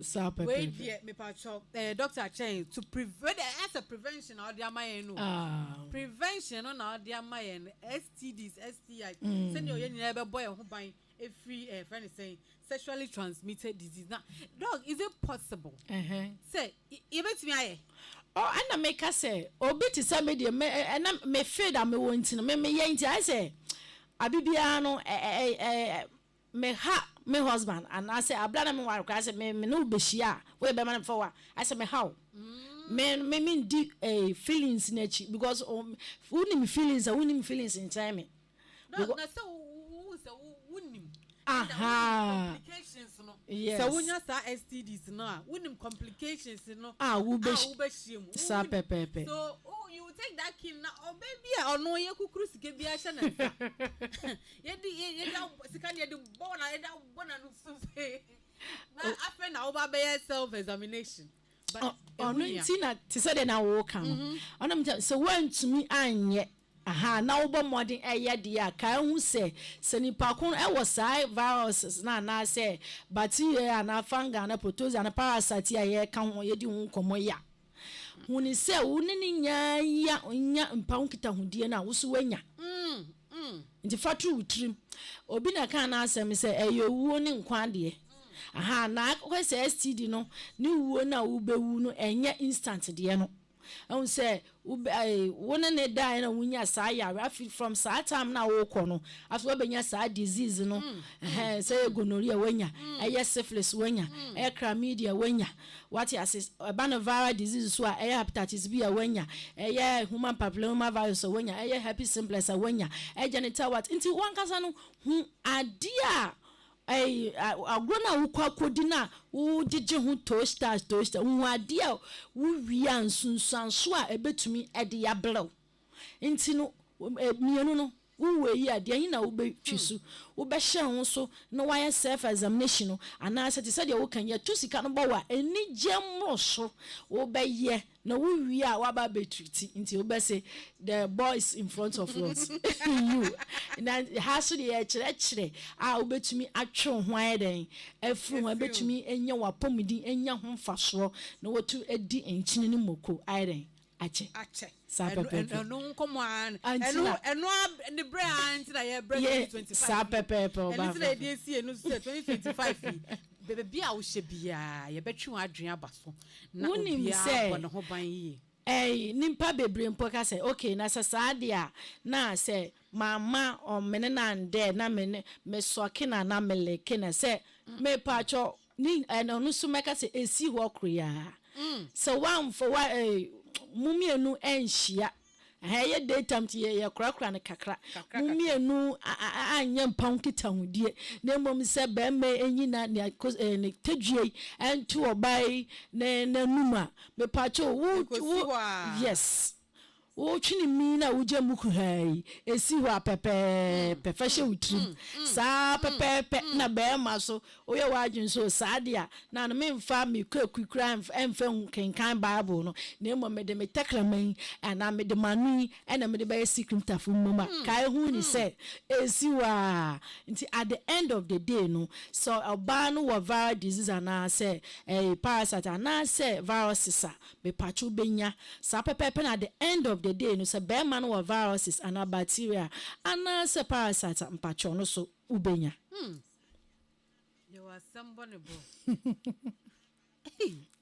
now there is an etie sa pepe ohima ebusia for live on OK 101.7 FM ebusia ye kasa for sexually transmitted diseases ho ai doctor amayenya ye machine 2025 say ya na ebe kono ye pese ye bom kan na ye mamu ye mo hyemo then you make the correct decisions the life change decisions no na aye na preko because that's ye di agro na mosuma fa adusia na agro ni but 2025 the jana hyemo sure na wa when we say yes I was send me see na me shame ho dog we see yourself examination apart from self examination then be on a bit my their boy home by free sexually transmitted diseases like I say prevention bia obobon ho ban ahoban bono se wo bono wan kwankunya saa yare no se obobon ho ban condom obesha condom na oima here's the case say we say Ade men te hwe wo ye ko hwe condom a obeka say won te hwe condom so ne ade a se wo hwa se nimpa kon wo viral disease anasa fungal disease anasa bacteria anasa parasite won kwanye den won konya bi apart from that say wunya food supplement which is immune boost obanum boost edro on say aboding and se pemu aye hwehwemu hu say yare bia no say eba betakawa edinka etakre immune system no say stronger bedding so obetumi enya saa yare anase po obetumi awu nti say immune system ya stronger yare no obetumi enya but yare no ntumi endi wo so enkunu wumom ena obetumi edi yare no sunkuni nti say mekai pa Kwame by no na yesi obi an boost ne can say immune system no essence we boost immune system na ye nkomo soje bi e wo ye hu na medua no mu ono no ekutia yare bia yare boni bi opese obaji nimpa ne nije ede boso afiso etosu mienu no so no obehun se won share ne do obi a ye can say where you so nedo you can't droba na odi ato na braid odi ato ho na hu ni se obeka kwoti sika di ato bi hu ni so ya me maame ya me papa ana ya me bra nti no wa yu so emetume so mafa etwitwa me nsa etwa ope se or infections na ye di hu komo na mpacho minu ba ono so be de obenya bi nti oba avoid say wo ne obey we obey you sa nedo and I say braid afuso multiple partners multiple partners oh yeah na afuso ana sex and also count ono do make say ono so overall box no so be na adwenche ne so yare ne ebuboso na ubenya no wo wase wakosuo kumanu mu anasa wo ye bema ubenya no wo obema na no na se me chine de eba ne sen na metumi ohompo na eye very dangerous no nti se obomodin se wo mpese obenya saa ya wie ya bobosu bacteria and fungi ya wie ya ubon ho ban a ona makacho no share condom and I say umpe condom boost to immune system no na then na sperm sabe menum sa boost to immune system no manenya very high nti atumi akoati ya bone ne viral ne bacteria bia why na adwun so ba be chi woni je ede aboso no wotumi aide ene ne adiesie ama won ho atumi ato. Okay. And see where virus no kwa o ye nka bacteria de krapo you mati obese me da go nti de question bia virus de dey go so ani o ye nka bacteria fo no so mati say ye ko bacteria ti say gonorrhea syphilis chlamydia trichomoniasis na me ka say oba fefe eye yare bia ono no me ka say obetumi adi wani ayeden adi ehu more than the virus.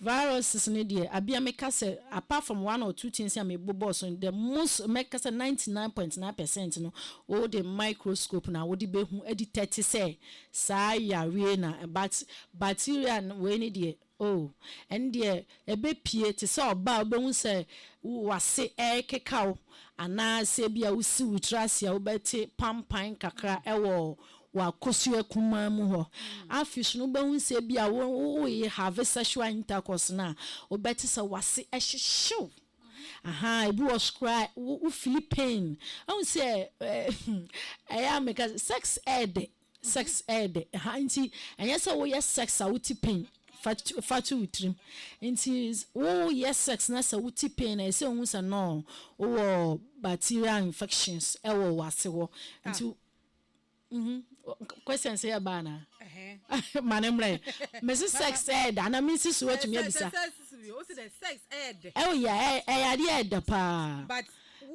now Philippine actually so when bacteria yes infections ho ono no kra no make say anya say wo twem obi lab techniques bi be catch us say na wo kom because ade no intina se oba ho anya say so sorry ya no wa penetrate obetumi attach one or two things romance no na ye no romance no nti dan flu bi be flu ho no aiden abanti or penetrate ya ehwo na say wo screaming ehwo na say wo hu ne say bibi nyame anu bi ewura memu na wo de ahokeka ade emblaze no nti anu na ma hormones no wo organs no etumi ye adwuma na wunya ba mo ni madwuma ni ye wunya oba otumi ride no ride ye ya wo ankasa hu say yes bibi efru tri so asiw na ase ba ne sa anam kase ma ho ye fe cleanser system no poor blood circulation enya adwuma hina no be hu say moje di afusane onu ntina ma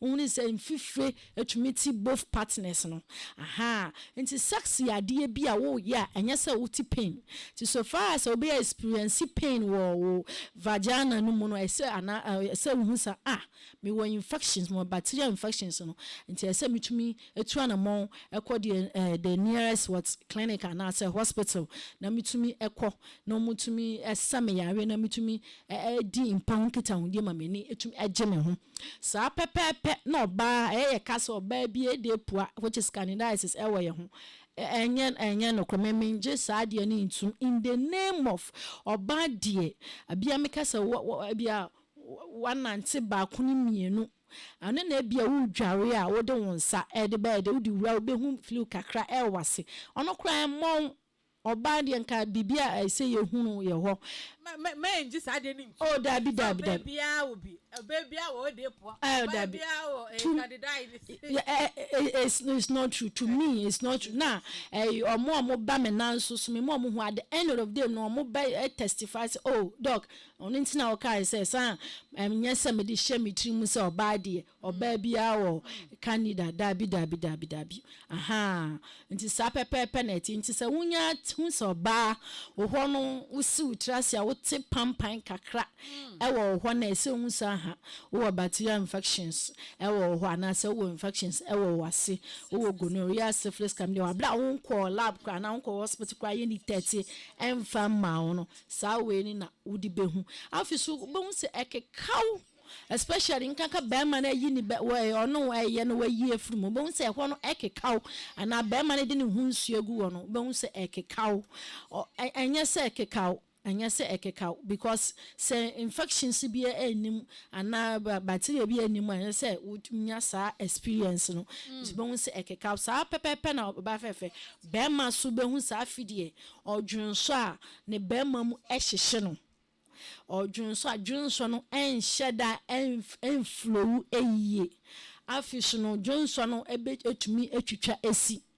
the same time na nkasa onu ankasa be ma no tumi kase wo mu a meti se shopping bi etumi pass through me be ma no emu but me hu bibia metumi bia no se me hwa de kro aisa abuo bi na akaw but or hwa de kro so no hu bibia nti ono so ese hu so me wo bacterial infections wo me hu na medua no mu nti ono so sa pepe ene etie sa pepe ene etie 0302243547 0302243547 and 0302243529 my activated phone lines no STDs, STIs with Dr. Patience Kobina and we be kids na my nti wa obekọ no akotiti no and the sawara because for my see even though there is no lab technicians on the ground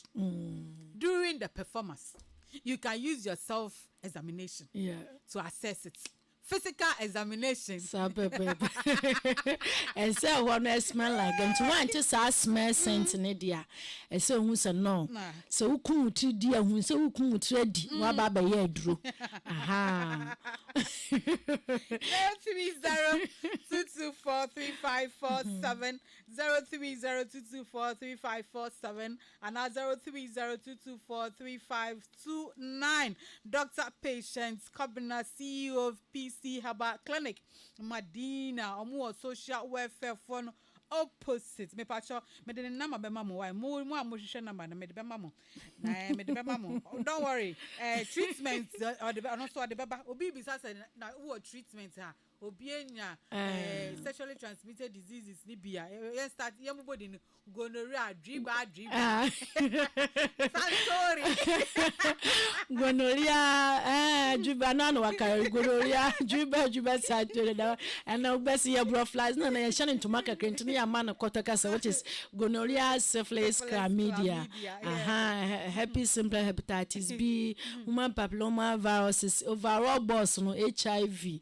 Ni na no enwedro afiso no woni mi say sa na mu yawe ya so se wunya na wo live no untreated wutumi wo ya bema wutumi nya prostate yawe oh yes and na make say prostatitis bia wutumi nya sa prostate yawe nti na mu yawe oba fefe nya yawe bia I said wo your ba na wo ye bema bia wo fa no sa agroso ana say wo fa no trotrowa the moment I obeti sa sent na wo be hu ni say wo no asesa no say wo tuamrika ekọ the nearest hospital na say the nearest clinic na utumi penny sobre sesa na ye ka no utumi penny sobre pepepepe sanse udi agro bedu na one thing so amenwu ni say day in day out no mo no ono no nim so wayi wani watwi wani ama no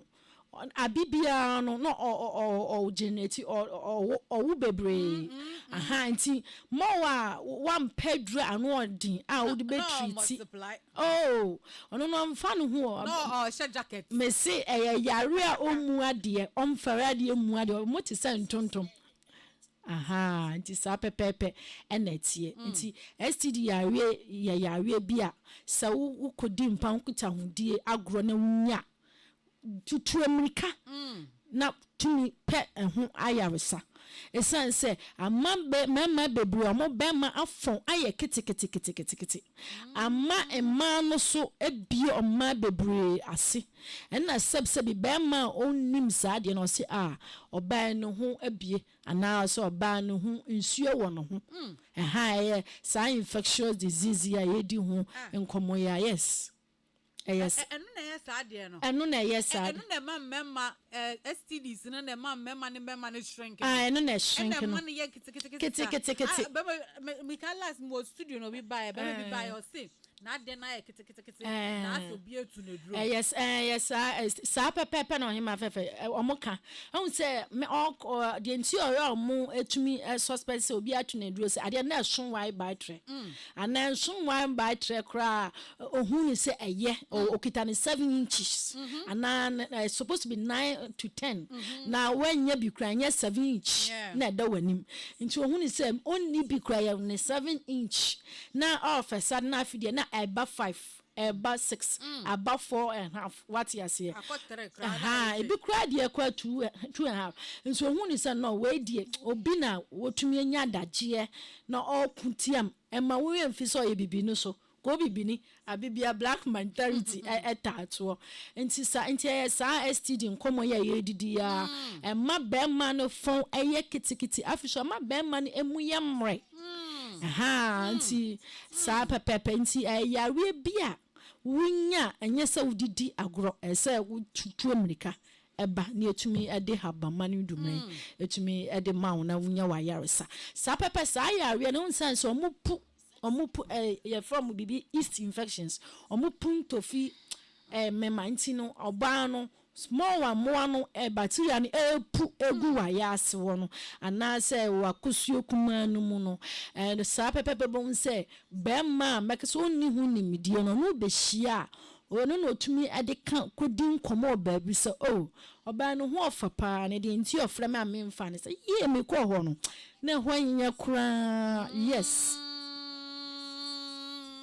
sa pepepe enete because be ma no bacteria na so me ma oba na asenso bon ai bon kan bo ankasa omo ankasa omo ba omo eka se met doc metis pam sabi ewo masi minim kwan e fa so eye den e baaye aha na msio eye saa wakodi agora wan mo ho ba wan hye kondom nti ane de eye wuro ne de ona misi obi tumi ka so oh me soki no me steps me de na na msi ubenya ema wo fi se mo awo sok nsuo na edi nkan free be ma no ho ba na ye fa ne Siemens no ubenya se ehu nsuo no ebi aye den ya exchange nti ubenya aha nti anya se bia no ho ba spams no na wan fa ngum nti no wadwen kira wo se wunya ubenya because ni Siemens no aye den atumi anta wo vital place no ni Siemens no anta wonum nti e be pass through throats na bebre yenya throat cancer aha infection na ra ho no na wo so we you wadwin kwen ni ho na edidi muko be na ko fa yare bebre ba edi yare bebre ba obi bi sa say opa ucho minim se we nya bia na onya bia but obi sa say is there a treatment for it?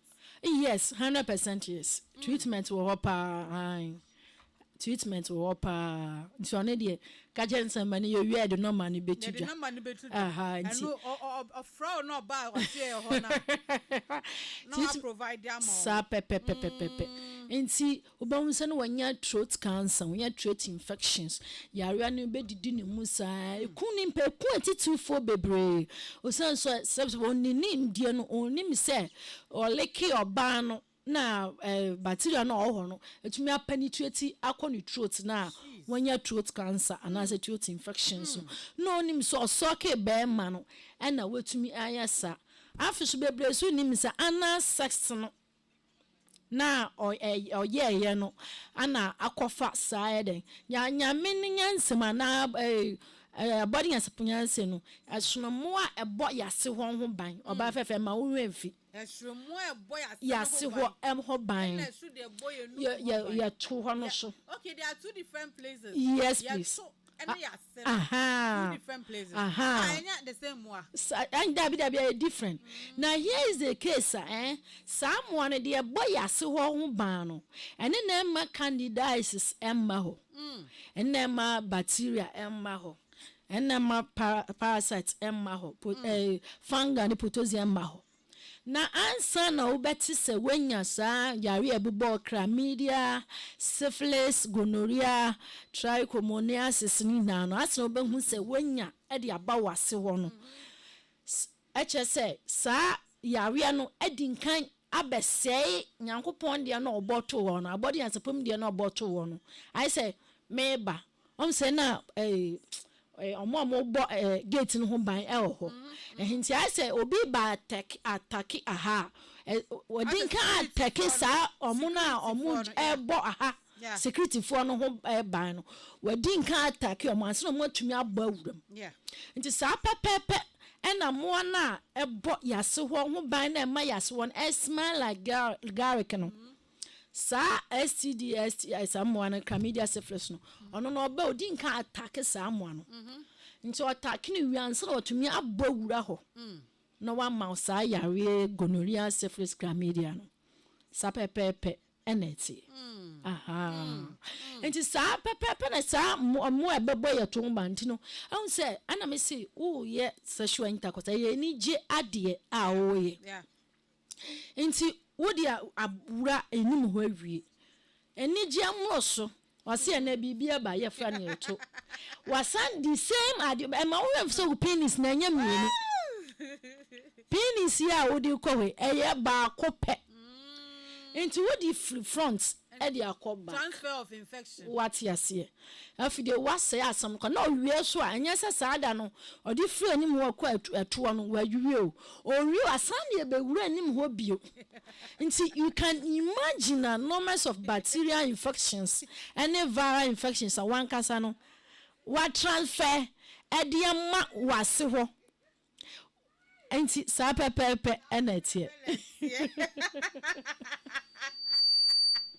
Dago come boy do hey ebusafo more man join and the mom is but you ko tape no for na muntie why mo social media okay 101.7 FM Facebook okay YouTube page no mo ko ho no mo a mbetimi akobo video no biom na mo enjoy obi o se me nkosa afede wa ba we dem ba sorry Dag yes dear Dag enti ba church omo we chiri kwan o wa fa okay Accra mo Medina Social Welfare Gate opposite Takrade mo Air Force Station Basic School opposite Takrade okay mo Air Force Station Basic School opposite bon sa chef ya cho PC ba center san church manzama na uyenzmeni me pachwa okay since now you na ho offer them me dazi sa pepe na oba class yo Medina Social Welfare Gate opposite ya bronsen ase bon sa chef ya cho PC ba center ya san so atro manzama mpacho me oh for no man okay na ya san so atro number ya me de ba betuje 0540 740 740 0540 740 740 fashe utrim uba PC e won fie de hwe honam duemu afiso e nationwide delivery and worldwide delivery afiso yare biara what you back obese and ye be kire STD enti wo infections wo prostate problem yare anase wo Spain yare anase sansa gu huna medua no anase wo kasa pampan fru wanum eba anase wo akoma yare wo si kire yare wo bubu agu fom fa wo fatu utrim say ye heba afiso de ma ne ye de se nipa wo ti ninkan ono na keka habama ne dumra no edi bom na nduro no edimo obi bi o yaru biara nti abiam kasa wo ba PC heba mamanzma wa woni mi se doctor ba so ne ono ena keka nduro di bom ema me no madure ko mumu a menya ma yaresa nti ne wo yare tibia no wo de fa number 1 testing number 0540 740 740 okay 0540 740 740 easy I bet me no man 0540 740 740 assign your WhatsApp number so WhatsApp enti sa pepepe enet ye no man so second one ba ko eka ho and also 0542 okay 995997 0542 995997 no mo pese WhatsApp ye na sisi ya yensa kandia 0540 740 740 what the offer so yensa be pike woni yendi nkomo kan ohi asam fa kire na PC here ba mamezma ye ne ya gidin ya saje abosbode ye se maame wei e ba ne so ma duro e ma ntumi dwun so furi no munya prostate mu ayaya sadia don't look left, don't look like, look straight to PC Bar Clinic and as a PC Bar Center. It is a pepe 0540 740 740 and now 0542 995 997. I don't quite no money tell. Me no man that is so no be a bisabi. Sano be a bisami. Sa pepe energy. And we me so me dance. One my be keys no. You say yan kai bibi cry or say a kai self examination, personal examination no.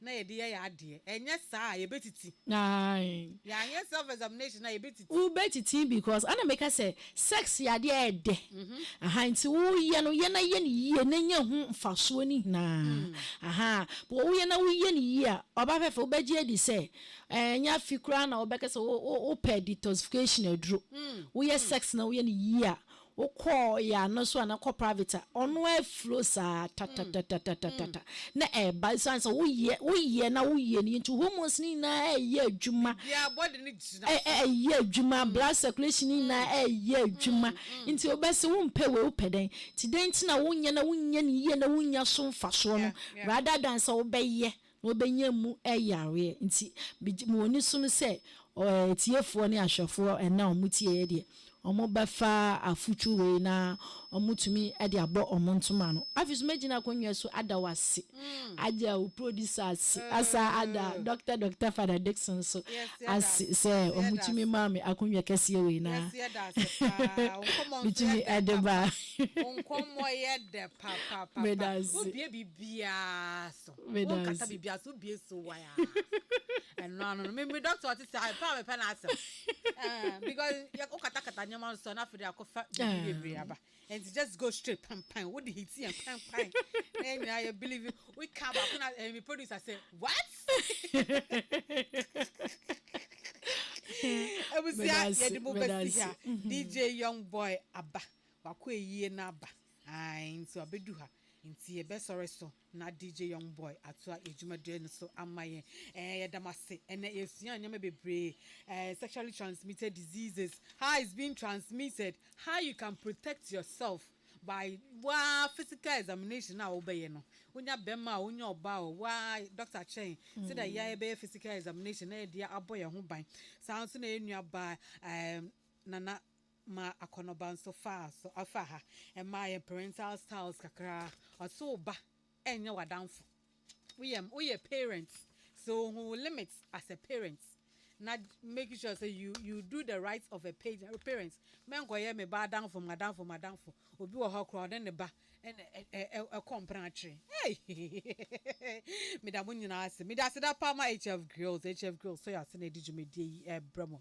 0277604858 eyo mo na mampacho omo ye delivery and next Saturday omo si yam chips ka ho enti order yam chips ka ho emma 0277604858 0277604858 for HF girls upe krokoko upe akokwa nama ya grille upe teki ya grille upe rabbit ya grille upe quail ya grille upe catfish ya grille me patcho for HF girls e wana ma no so se 0277604858 omo delivery nationwide into fair omo de bebro kai said Dr. Patient Kobna CEO for PC Herbal Clinic omo Madina Social Welfare opposite Hopepe Pacho STIs ni sanema no mutenete kono ho no mo sa yare why number near 0540 740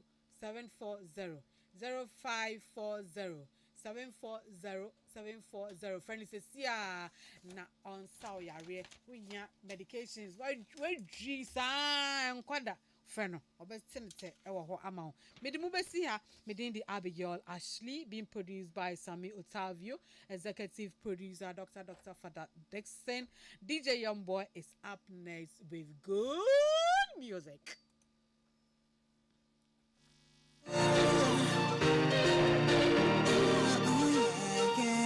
Abigail Ashley.